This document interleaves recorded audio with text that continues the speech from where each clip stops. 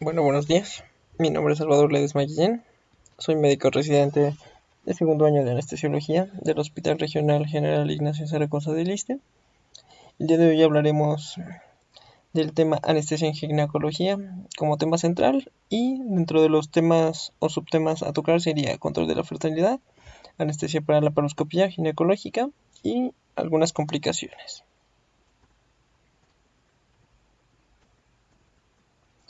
En cuanto al control de la fertilidad, bueno, mencionaremos la OTB principalmente. Entonces tenemos que la oclusión tubárica bilateral, OTB conocida, o salpingoclasia bilateral, va a ser una técnica definitiva para el control de la natalidad.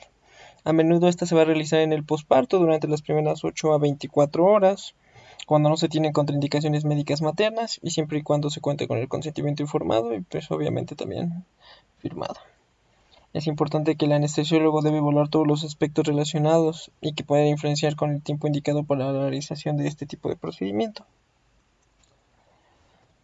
En cuanto a cuándo se debe efectuar o por qué es adecuado efectuar la OTB posparto, pues vamos a tener las siguientes ventajas, que va a ser, a nivel técnico va a ser más fácil para el cirujano, por lo que se acorta el tiempo quirúrgico.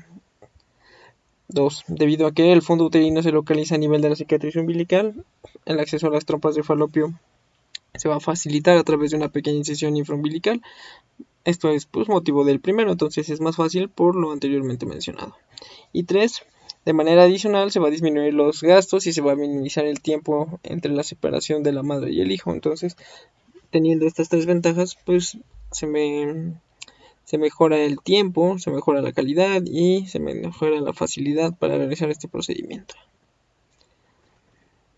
Es importante mencionar que todas las pacientes requieren una evaluación preanestésica, así como todos nuestros pacientes. La OTB, incluso siendo un procedimiento corto relativamente, aún así se debe de tener una evaluación preanestésica, en el cual pues vamos a tener atención especial en el puerperio inmediato, debido a que pues la pérdida de sangre durante el parto pues puede ser mayor de lo pensado o pudo haber alguna complicación, entonces es importante realizarla.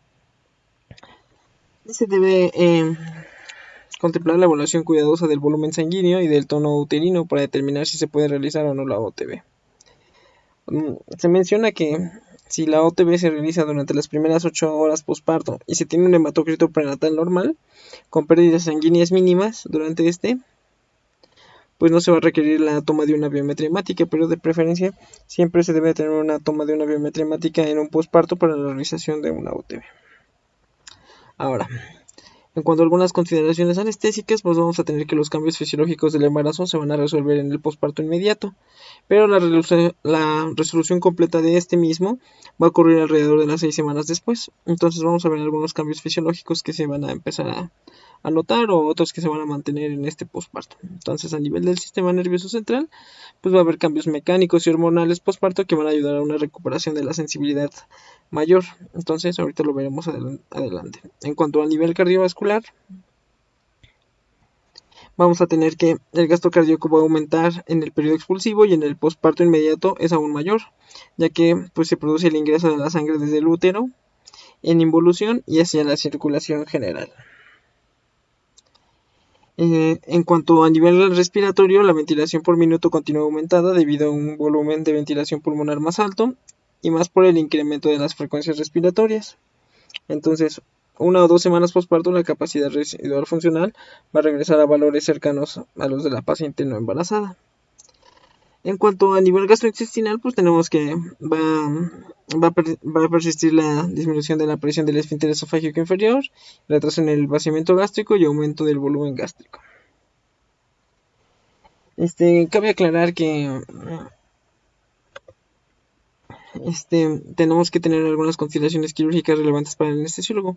Como ya lo había comentado, la OTB posparto se considera para la paciente y para el personal de salud como un procedimiento menor, pero debido a la manipulación de las ligaduras de las trompas se va a producir estimulación fisiológica intensa, sensación dolorosa peritoneal y niveles de dolor que pueden ser equivalentes o asociados a una cesárea. Entonces, motivo por el cual es importante todo esto anteriormente mencionado.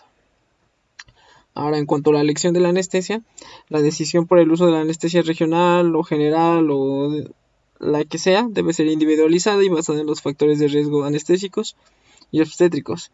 Y obviamente pues también en la preferencia de la paciente, sobre todo si ella no acepta la anestesia regional, pues debemos evitarla o debemos no usarla realmente. Debido a la persistencia de los cambios fisiológicos del embarazo y el mayor riesgo de intubación fallida y broncoaspiración, pues lo general o lo principalmente es una anestesia regional la que se debe aplicar a comparación de una anestesia general. Ahora, en cuanto a la anestesia regional, vamos a tener ventajas en la anestesia regional, como va a ser pues, bajo costo, facilidad para la administración, una excelente anestesia quirúrgica. Se evita la manipulación de la vía aérea, por lo anteriormente ya mencionado. Obviamente se van a evitar los riesgos asociados a los riesgos asociados a la anestesia general. Se tiene una paciente confortable, cooperadora durante la cirugía. Y bueno, lo importante es que la paciente en este procedimiento tenga confort. Ahora, en cuanto a los anestésicos locales a utilizar, pues vamos a utilizar lidocaína, bupivacaína hiperbárica o isobárica, ropivacaína, dependiendo el tipo de anestesia regional que demos, ya sea anestesia mixta o un bloqueo mixto, dígase raquidio y epidural o solamente un epidural o un raquidio nada más. Eso pues depende de cada anestesiólogo el uso de cada uno. Es importante mencionar que al desaparecer la presión abdominal producida por el producto, se va a disminuir la difusión del anestésico local intratecal, disminuyendo el número de dermatomas bloqueados. Entonces, también la reducción rápida de la progesterona postparto va a atribuir a que haya este efecto. Entonces, bueno, esto es importante mencionarlo porque este cambio va a ser tolerado o bien tolerado usualmente por los pacientes sanos, pero en pacientes con cardiopatías a veces son mal tolerados por la descompensación que se va a generar. Es importante también mencionar que los anestésicos locales, por lo tanto, en el posparto se deben aumentar en cuanto a la dosis. Usualmente sabemos que se debe disminuir una dosis en un 30%, pero en un posparto debemos administrar un poco mayor de dosis o mantener la dosis normal y no disminuir en un 30% como lo teníamos en nuestro posparto.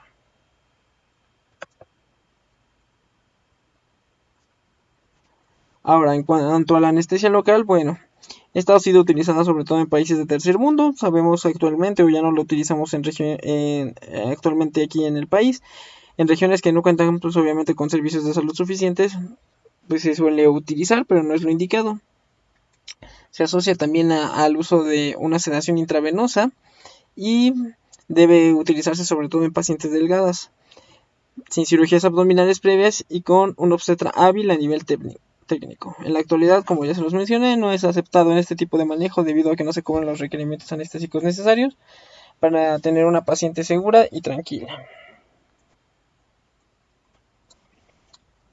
En cuanto a la anestesia general, pues se realizará una anestesia general siempre y cuando nuestra paciente o la paciente no acepte la anestesia regional o si se encuentra con alguna otra contraindicación que no lo permita. Entonces, en este tipo de pacientes, debido a los ya antes mencionados, se realizará una inducción de secuencia rápida para facilitar la intubación y disminuir el riesgo de broncoaspiración.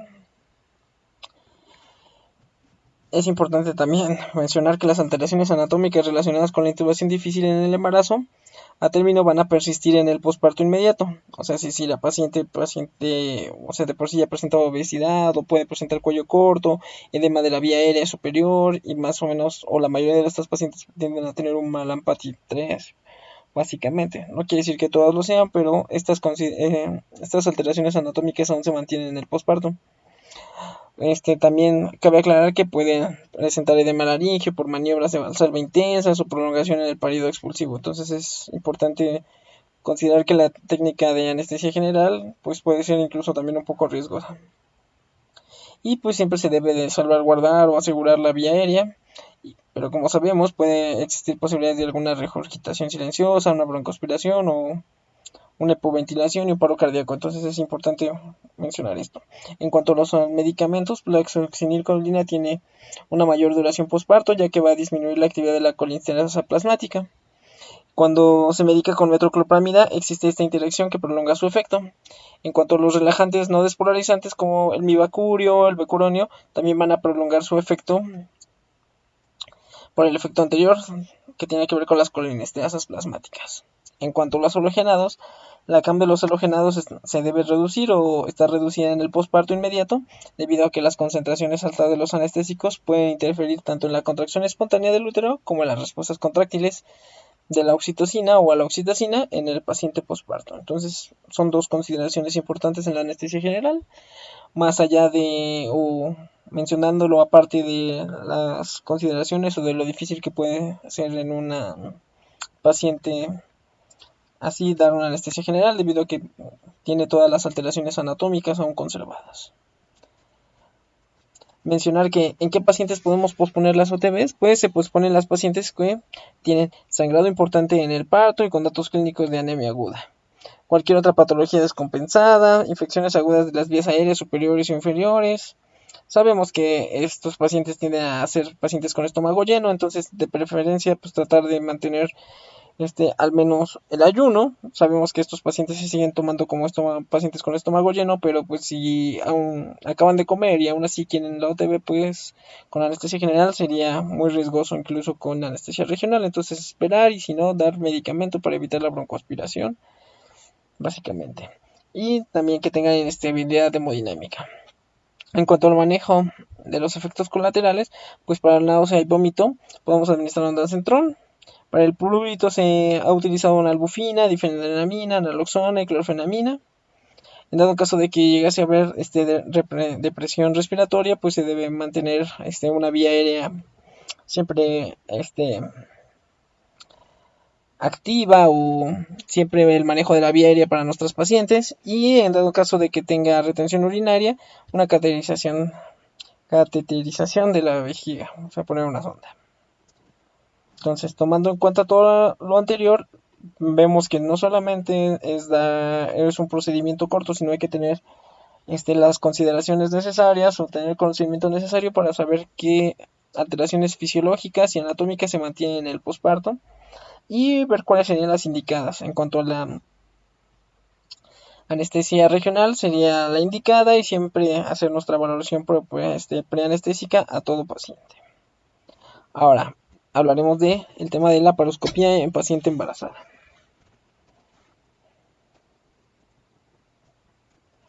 Tenemos que la evaluación preparatoria del paciente sometido a una cirugía por laparoscopía debe acompañarse de los mismos elementos para un procedimiento quirúrgico abierto. Entonces no vamos a hacer una discriminación entre una y la otra.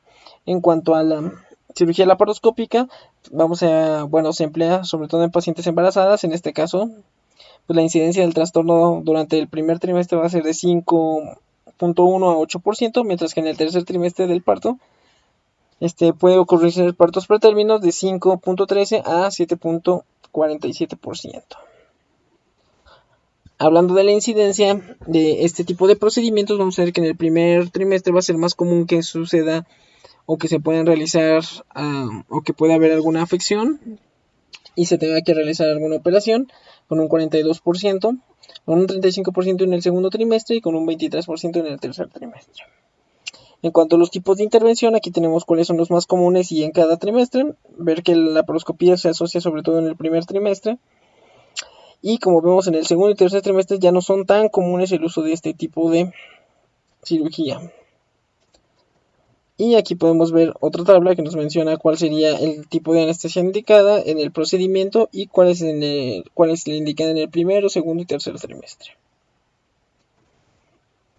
Ahora, en cuanto a las indicaciones de la cirugía laparoscópica durante el embarazo, pues debemos que saber esto, que cualquier intervención quirúrgica puede incrementar el riesgo de aborto o de parto pretérmino, como vimos anteriormente. Aumenta la incidencia de un parto pretérmino o incluso del aborto dependiendo del trimestre, que la realización de la misma va a depender de las indicaciones de la cirugía, siendo si es una cirugía de urgencia o una cirugía electiva, y obviamente también en base al criterio del obstetra. Siempre se debe realizar cuando el beneficio supera el riesgo, y más o menos, o usualmente las indicaciones más frecuentes tienden a ser por apendicitis o por colecistitis. En dado caso de que se pudiera escoger en qué trimestre realizar este procedimiento, lo más seguro sería efectuarlo en el segundo trimestre porque habría menos incidencia de aborto y sobre todo ya habrá pasado la etapa de la organogénesis, entonces sería más seguro tanto para la madre como para el feto realizar este tipo de cirugía. En cuanto a los principios para el manejo anestésico, pues las características especiales de la paciente embarazada obligan a un manejo anestésico adecuado basado en los siguientes aspectos. Entonces, en cuanto a la seguridad materna, en cuanto a la prevención de la asfixia fetal intrauterina, en cuanto a la prevención del aborto o parto prematuro y evitar obviamente la teratogénesis con los medicamentos. Vamos a tener lineamientos de la cirugía laparoscópica durante el embarazo. Estos lineamientos fueron dados por la Sociedad Americana de Cirujanos Gastrointestinales Endoscópicos y van a publicar estos lineamientos que se van a incluir durante el embarazo y van a hacer algunas maniobras que se deben realizar rutinariamente o se deben adoptar para aumentar la seguridad de la cirugía. Entonces, estas pautas serían: 1. Cuando sea posible la intervención, pues deberá diferirse hasta el segundo trimestre en dado caso de que se pueda, de preferencia si se puede hacer después de, obviamente, del embarazo sería lo ideal, pero si no, en el segundo trimestre sería lo indicado como vimos anteriormente. El neumoperitoneo pues va a aumentar o va a incrementar la estasis venosa de miembros pélvicos ya presentes en las embarazadas y va a producir un estado de hipercoagulidad y se debe emplear la compresión venosa de miembros pélvicos. 3. Se debe monitorizar el estado fetal uterino, así como el CO2 al final de la expiración y los gases sanguíneos. El útero debe protegerse contra la radiación, en dado caso de que haya una colangiografía transoperatoria, o se puede utilizar, entonces protegerlo siempre de la radiación. Que en dado caso de que haya un crecimiento uterino, pues el acceso abdominal deberá ser mediante técnica abierta.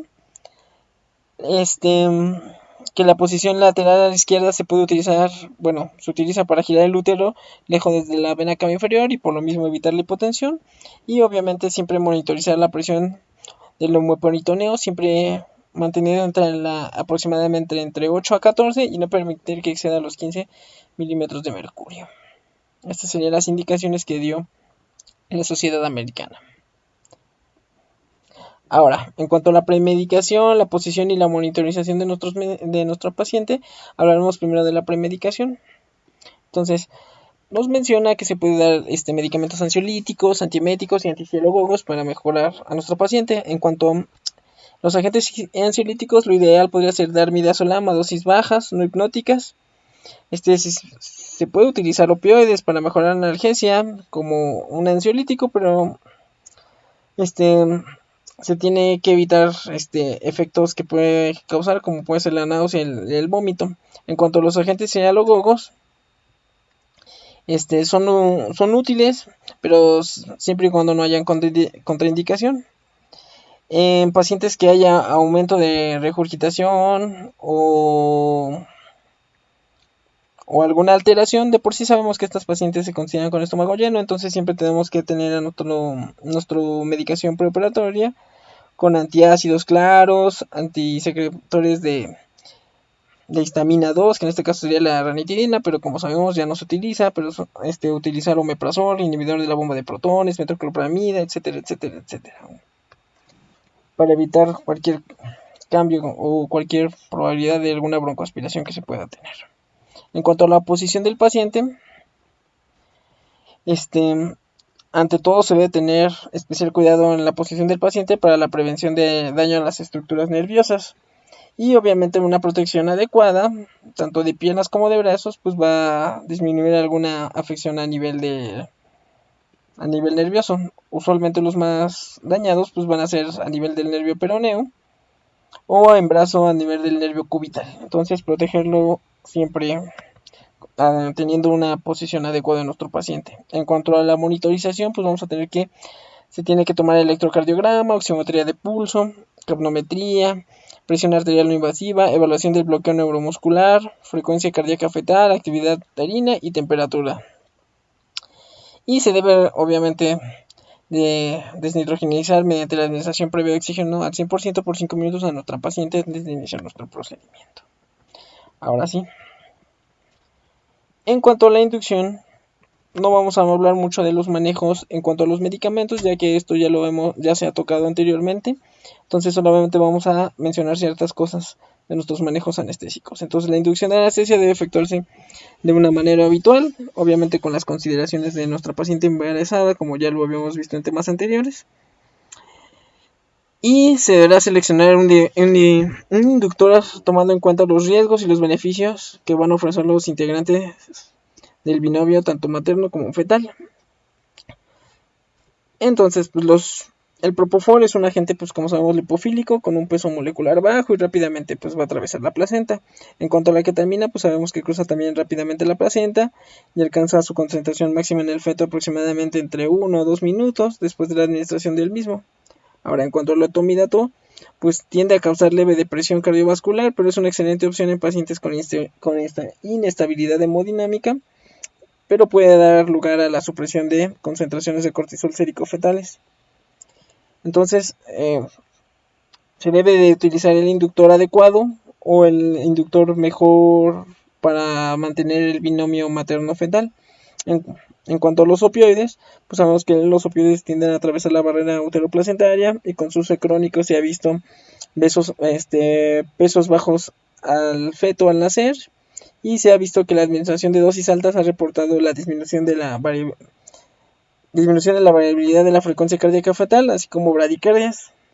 Entonces hay que tener eso en cuenta en este tipo de pacientes. En cuanto a la intubación, pues en pacientes gestantes hay un riesgo incrementado de la aspiración pulmonar, como ya lo habíamos visto, entonces se debe dar con una secuencia rápida. En cuanto al mantenimiento de la anestesia, se recomienda la administración de agentes inhalatorios pues a bajo coeficiente sangre-gas. La elección dependerá obviamente de la experiencia de cada anestesiólogo y sabiendo cuál es el adecuado, cuál se debe utilizar. Y debemos mantener nuestro patrón ventilatorio, el cual se debe ajustar para lograr una HCO2 de alrededor de 35 milímetros de mercurio. En cuanto a los agentes inhalados, también es importante mencionar que se deben mantener CAMs por debajo de 2 y su uso prolongado para la prevención de disminución del gasto materno y el efecto indirecto al feto.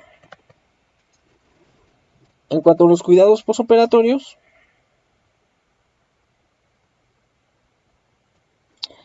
va a ser, aunque la función respiratoria se trastorna en menor grado después de la cirugía laparoscópica en comparación con la cirugía abierta, la demanda de oxígeno aumenta y la depresión de la PaO2 es un problema que debe ser vigilado, por lo que todos los pacientes deben recibir oxígeno suplementario en la sala de recuperación, así como también deben ser monitorizados de forma adecuada. Es conveniente restaurar la normotermia en los pacientes posoperados para disminuir el consumo de oxígeno e iniciar la administración de analgésicos. Entonces, en esta tablita podemos resumir todo lo anteriormente mencionado: la posición, la premedicación, cuál sería nuestra manera de hacer una inducción, la ventilación entre qué HCO2 lo debemos mantener aproximadamente, nuestro mantenimiento, cuáles serían los medicamentos que se podrían utilizar, la posición, saber cuál es o qué nos genera la posición, tener un monitoreo adecuado, el uso del neumoperitoneo, la técnica de localización de los trócares, la tocolisis, cuáles serían los medicamentos a utilizar y el control hemodinámico e incluso el postoperatorio. Entonces, con esta imagen podemos resumir todo lo anteriormente mencionado. Bueno, en cuanto a los efectos fisiológicos del neumoperitoneo en la embarazada, pues bueno, sabemos que la hipercapnia materna también va a limita la difusión del CO2 del feto a la sangre materna y puede conducir también a una acidosis fetal, aumentando el riesgo de la pérdida fetal. Eso es importante mencionarlo. Entonces la aplicación de presión positiva a final de la expiración puede causar también cambios hemodinámicos que pueden comprometer la perfusión placentaria. Sabemos que el útero crecido limita aún más la expansión del diafragma y se va a acompañar de incremento de la mayor presión un incremento mayor en la presión máxima en las vías respiratorias. Por lo tanto, va a haber disminución de la capacidad de reserva, aumento del desequilibrio entre la ventilación y el riesgo sanguíneo, y incremento del gradiente alveolar arterial de oxígeno. Y va a haber disminución de la adaptabilidad de la cavidad torácica y aumento de la presión pleural. como ya mencioné, el aumento del la PaO2 debe ser compensando, incrementando el patrón ventilatorio. La ventilación pues, se va a dificultar por la distensibilidad abdominal aún y la posición del paciente y la elevación del diafragma. En cuanto al neumoperitoneo, la posición de Trendelenburg va a desplazar la carina hacia cefálico y esto puede causar desplazamientos del tubo endotraqueal en posiciones endobronquiales. En cuanto a los cambios posicionales, se debe hacerse con mayor cuidado para evitar que haya trastornos hemodinámicos, respiratorios o lesiones tisulares, como ya mencionamos. Y hay que recordar que pues, nuestra paciente está cubierta la mayoría de las veces o en todas las veces, entonces muchas veces eso se pasa por desapercibido. Entonces siempre tenemos que tener a nuestro paciente monitorizado y siempre a la vista para que podamos tener o podemos ver si hay algún error o algún accidente y poderlo corregir lo antes posible. En cuanto a las posiciones, como ya habíamos mencionado anteriormente, vamos a tener que puede ser nuestro paciente o pueden poner a nuestro paciente en posición de Fowler o en posición de Trendelenburg. En cuanto a la posición de Fowler, vamos a tener que el gasto cardíaco disminuirá en función del grado de inclinación en la insuflación del neumoperitoneo y esta posición también favorecerá la estasis venosa de los miembros inferiores, con lo que se incrementa el riesgo de que el paciente desarrolle una trombosis venosa o un embolismo pulmonar, sobre todo en las cirugías de larga duración. En cuanto a la posición de Trendelenburg, esta va a aumentar la presión intratorácica, como ya habíamos mencionado anteriormente, va a acentuar los cambios fisiológicos relacionados con la respiración y se va a reducir la capacidad residual funcional, como ya habíamos mencionado. Y entonces el volumen pulmonar total y la compliance del tórax, sobre todo especialmente en pacientes obesos. Y bueno, estos son factores que van a predisponer o van a favorecer la generación de atelectasias, tenerlo esto en consideración. Como ya mencionamos, pues la posición de Trendelenburg va a aumentar la presión venosa central, que también puede afectar la circulación cerebral y la presión venosa intraocular, y puede presentarse arritmias cardíacas, reflejos vagales por distensión peritoneal o bradicardias, y puede incluso haber asistolia. Entonces, importante mencionar esto. Y la importancia de nuestras posiciones, como hemos visto. Lo de la insuflación del CO2, pues que se puede absorber a través del peritoneo hacia el torrente sanguíneo materno. La eliminación depende del incremento de la ventilación minuto.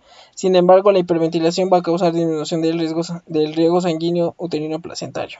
Los cambios cardiovasculares pues van a generar disminución del índice cardíaco y del retorno venoso, que se van a exacerbar con la posición a elegir, como ya lo comentamos anteriormente. Y pues la compresión del útero grávido puede acentuar la hipotensión arterial.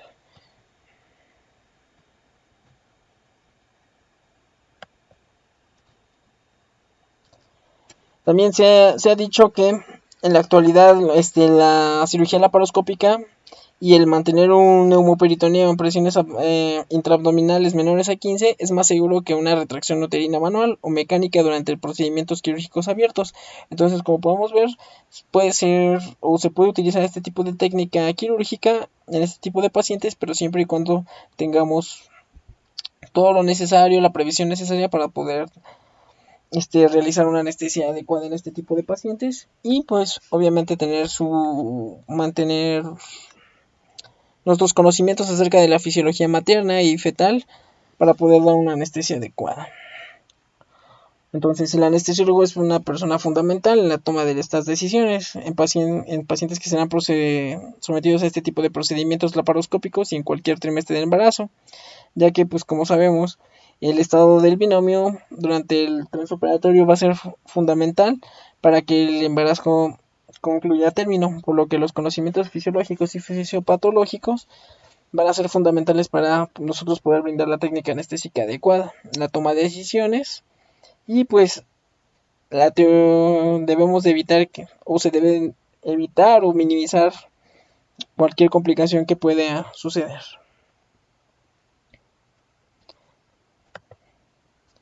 Y por último tocaremos el tema de complicaciones anestésicas en pacientes embarazadas.